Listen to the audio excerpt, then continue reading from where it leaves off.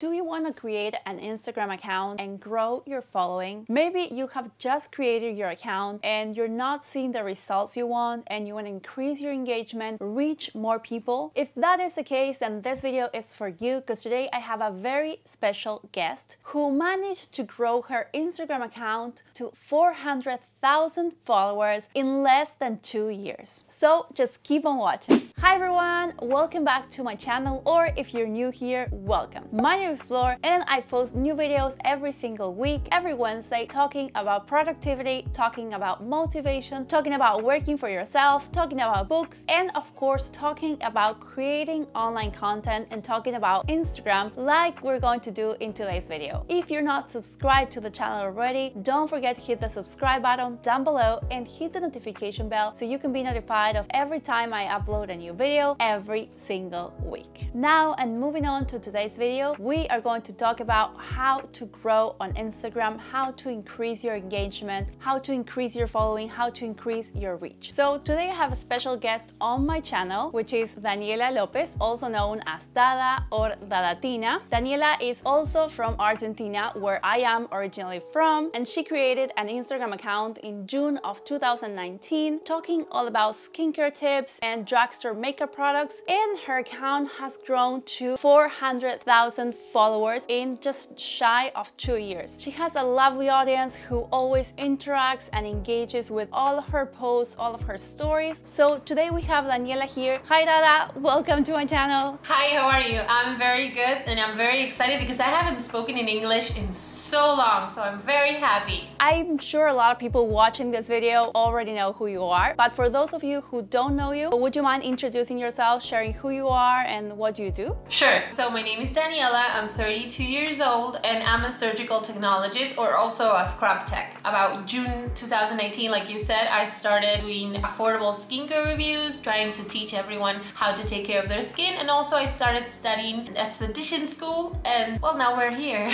Right now I have a book, it's being sold in all bookstores in Argentina, about how to take care of your skin. So we were talking about what tips would you give to someone that's maybe just thinking about starting an Instagram account, or maybe they have just started it and they wanted to grow, maybe not as fast as you, but they wanted to reach more people. So what would be your top 5 tips in order to have a great Instagram account, a successful Instagram account as you have? Okay, so I don't know these by heart. I mean, it's what I've learned from doing this for the past 2 years, so it's not like based on any book or anything, but it's what's worked for me. Number 1 would be to find your niche, find what you're interested in communicating and how to best communicate it. For example, in my case, it's affordable skincare and teaching you how to take care of your skin in a more easy and fun way. Before my account existed, there weren't really any accounts that reviewed only affordable skincare. Actually was viewed a little bit like not good. So my point was trying to prove that there is good affordable skincare and that you don't have to spend a lot of money to actually take care of your skin. So that would be my niche. That would be what I'm good at communicating. So that's my advice. First of all, find something that you love, something that you know how to communicate, and maybe something that hasn't been explored too much. So that would be tip number 1. Yeah, that's perfect. That's something that a lot of people talk about both on Instagram and YouTube, the importance of niching down to finding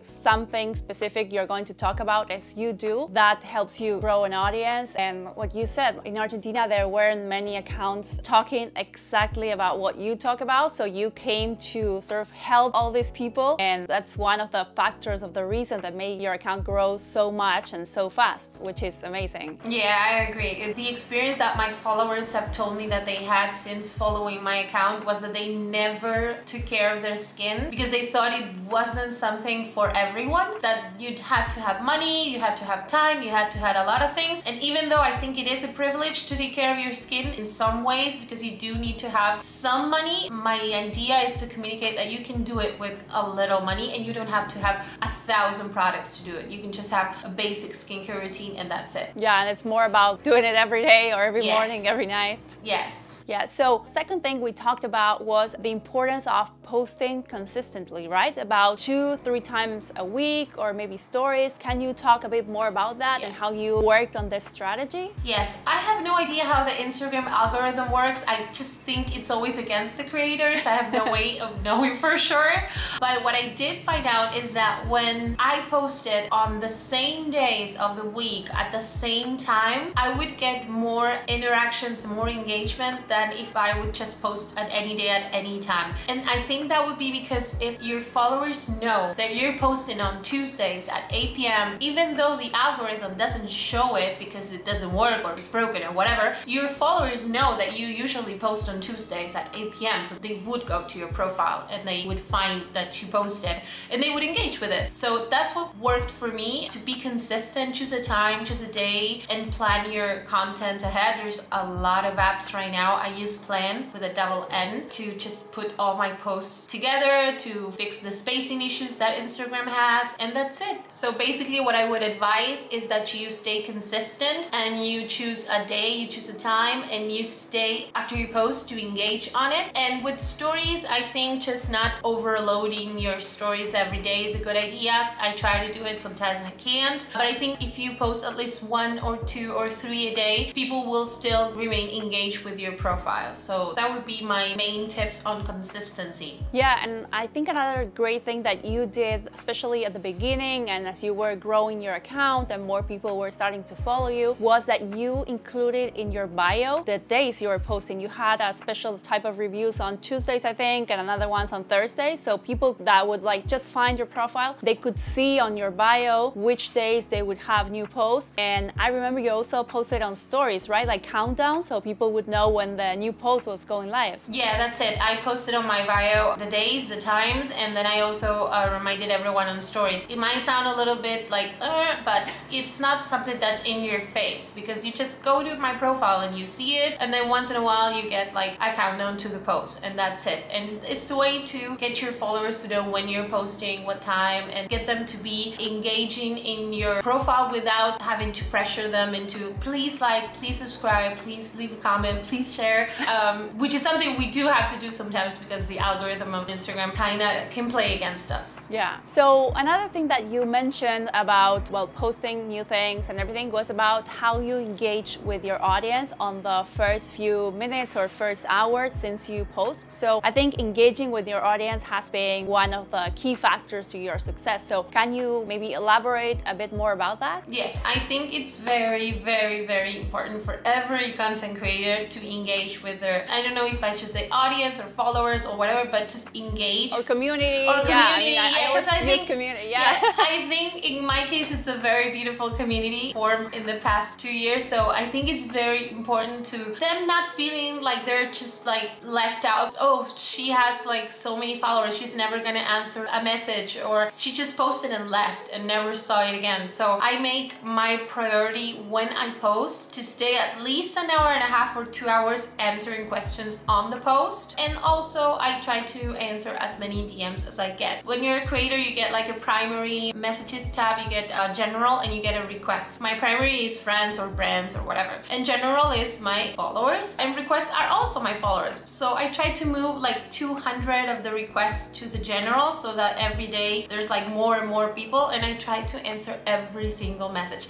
I know it's not what you're supposed to do because it's too much time, but I really like to be engaged with my audience, so I take my time and I do it. And it's like I might spend 8 hours on Instagram a day. Like it's like, oh, that's a lot, but I really like it. You don't have to be that extreme, but I would advise you that every time you post, you take 1 or 2 hours maybe to be there at the post and answer questions. And also if you post stories and you get a lot of answers, try to answer a few and don't just like post them and leave. Yes, and I think that, as you mentioned, we really don't know how the algorithm works because we don't have a guide or anything. And although sometimes it feels like works against creators, I think that what you mentioned about engaging with people in the comments, in your new posts, or maybe answering to as many DMs as you can, I think that somehow it works in your favor for the algorithm algorithm, and it either shows your posts to more people or your stories to more people. Somehow there's like some magic or I don't know.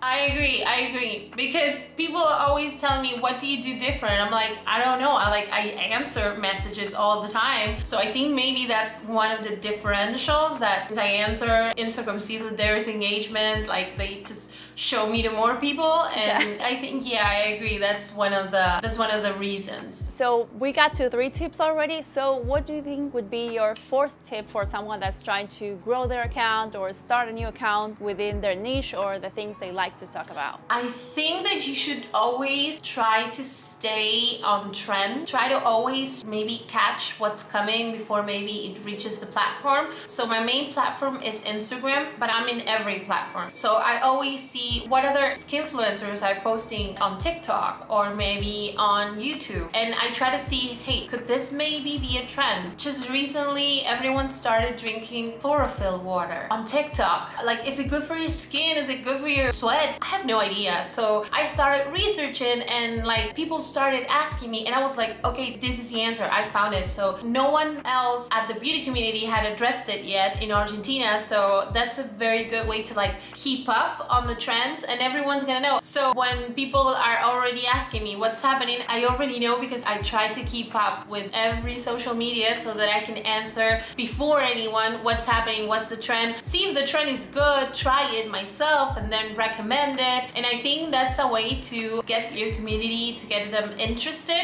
because you're always up with whatever's trending at the moment. Yeah, and another great thing that I think you do, and almost I think no one else in the beauty skincare community does in Argentina, is that you always react to these YouTube videos that celebrities show their skincare routines, which are very popular. We're not gonna mention anyone in particular, but they're like very, maybe not so great. And I think you always talk about that, and people really engage with that and like that, and maybe share your posts or your stories, and that's a way of reaching new people, right? Yes, I've started doing the skincare routine reactions from different magazines and different YouTube videos, and people just love them, so I kept on doing it. But this is also a good example. You have to know what your community wants, because I tried doing a bunch of other things before. Not everything is gonna catch up. This one really caught up, but for everything that I tried that does work, there's like 5 that failed before. So don't be discouraged if something that you try fails, because it's completely normal. Yeah, a lot of times it's just trial and error, and sometimes, as you said, maybe even tracking, seeing, okay, how many shares or how many replies is this story or this post getting, and then if I do another post of another topic and people don't seem to like or engage that much, maybe it's not what my audience prefers, and maybe don't go in that direction in the future. Yeah, I like doing truths and myths from skincare, but no one likes those posts, but I still do them because I like them myself.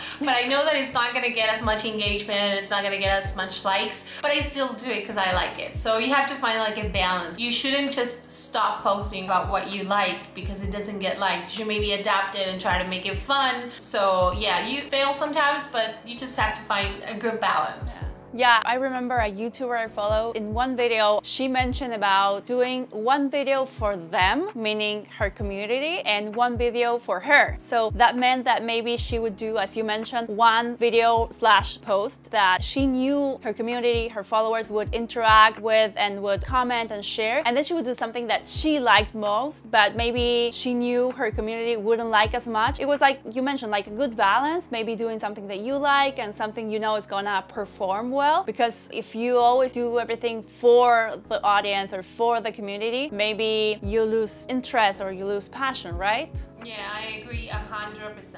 And then on the last one, something that a lot of people that are just starting with their Instagram accounts or YouTube channels or blogs, people are always intrigued about how do you start working with brands? Because you usually follow people that you already see them working with brands. They seem like successful in some way. And what would you recommend for people that want to start working with a brand, but maybe they're just getting started or they don't have any contacts, like probably you, and in my case, case, we started with 0 contacts in the beauty industry or fashion industry. So how would you say it's better to get started? So when I started, I didn't know anyone at the beauty community in Argentina or like anywhere. And I started, and some brands approached me because they saw that what I recommended just sold out or it did really good. But I had no idea that you needed to have a media kit to send to agencies. As I became more connected with more content creators, I met Leslie, which is a friend of ours, and she told me, so you have a media kit, right? I was like, what? I mean, yeah, what? What is? I mean, yeah, what is that? I had no idea. And she's like, oh, it's like your resume for like influencing things. And it's like, what? So you have to put like, what do you do? What's your target audience? What are your numbers? Those are all statistics you can get on Instagram itself if you have the creator profile, just so you know. And so I did it. I did it with Canva, which is a free app. It's amazing. I use it for absolutely everything. We all love it. We all use it for everything. I pay for it because it's like, yes, you deserve my money. And it's friendly to like Twitter, Twitch. It has templates for everything. So even if you work at corporate and you don't do any content creator, you can find templates for presentations. But basically you have templates on media kits there. So I started tweaking a template and like adding my numbers from my Instagram and put in some pictures. So after I did that, I was like, well, where do I send it? Because I don't have no idea what agencies there are. So I just Googled them, and our friend Leslie helped me with some other agencies. And so the word started spreading, and it's okay if some agencies don't even like say, we got it, thanks, because it's gonna happen. It still happens nowadays that I send like my media kit to agencies, and I don't know, they do luxury brands only, so they just don't even answer me. But I just try to send them, and like once every 2 months I update it and I send it and I put all my numbers, and maybe they'll have like a campaign that's good for me. So I think you should always have a media kit, and you should always send it around and get yourself known one way or the other. Get yourself known. Yeah, of course. In one of my latest videos, I mentioned this. When I got started in New York, where I knew no one, I had no contacts, I did exactly what you mentioned. I put together my media kit saying who I was, what I was doing, and I sent it to literally everyone.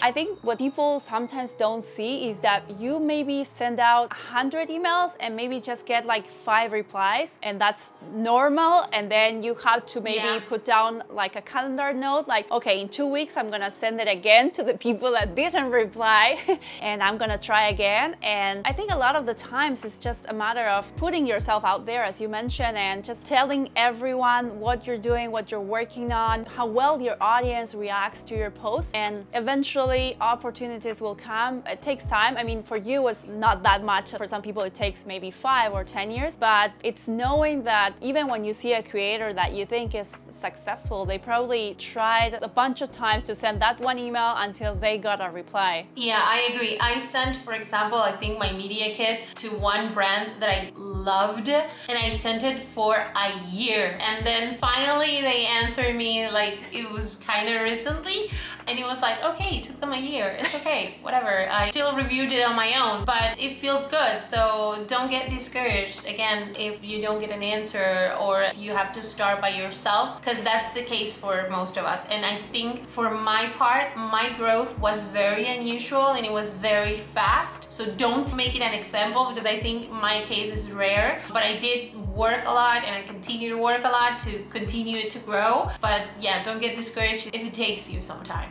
Yeah, I think it might take more time than it took you, like 2 years to grow 400,000 followers, which is pretty fast, as you mentioned. But I think all the tips that you gave are very important and very easy to follow in a way. It just takes some time, some consistency, as we mentioned, some patience, of course, but it can help you grow your account. Even if it gets you to the first 1,000 followers or the first 10,000 followers, I think these tips that you gave are going to allow people to grow their accounts, grow their online presence. So thank you so much for being so kind, or being here on my channel and sharing this video with me. I loved it. It's my first official YouTube experience, so I'm very happy, and I hope you really liked it, and I hope these tips help you to be a better content creator. Yeah, so now that we are almost reaching the end, would you like sharing where they can find you? Social media, your website, YouTube, it's your turn, go ahead. Okay, so you can find me basically at every social network, but my main one is Instagram. It's soy DADATINA, the same Soy DADATINA at TikTok, on YouTube as DADATINA, at Clubhouse as DADATINA, and on Twitter as DADATINA as well. My content is only in Spanish, but it's very fun. And oh, and I forgot, you can also find me on Twitch. I started my Twitch account last week. Yes, all of Daniela's links will be down below in the description box if you want to go ahead and follow her. That I think you totally should, because her content is really, really great and she has an amazing personality, as I'm sure you are able to see through this video. So that will be everything for today's video. If you liked it, of course, don't forget to give it a thumbs up, to leave a comment down below letting me know what you thought of this video of Daniela's tips for growing on Instagram. And of course, if you're not subscribed to the channel already, don't forget to hit the subscribe button down below and the notification bell to be notified of every time I upload a new video every single week. And leave a comment saying if you like Daniela to come back to the channel to record a new video, because I think she has some amazing tips and amazing ideas, some amazing insights about what being a creator is like. Let's do some peer pressure. Leave a comment down below if you'd like Daniela to come back to the channel and record another video. Once again, thank you so much for joining us and giving all these amazing tips in order to grow your account, to grow your following, to engage with your audience on Instagram. I think they were great and I hope a lot of people find them helpful and put them into practice, of course. Thank you. It was very, very fun, and yeah, we can do it again sometime. So thanks again, and I'll see you on the next one. Thank you, Daniela. Yes. Bye. Bye.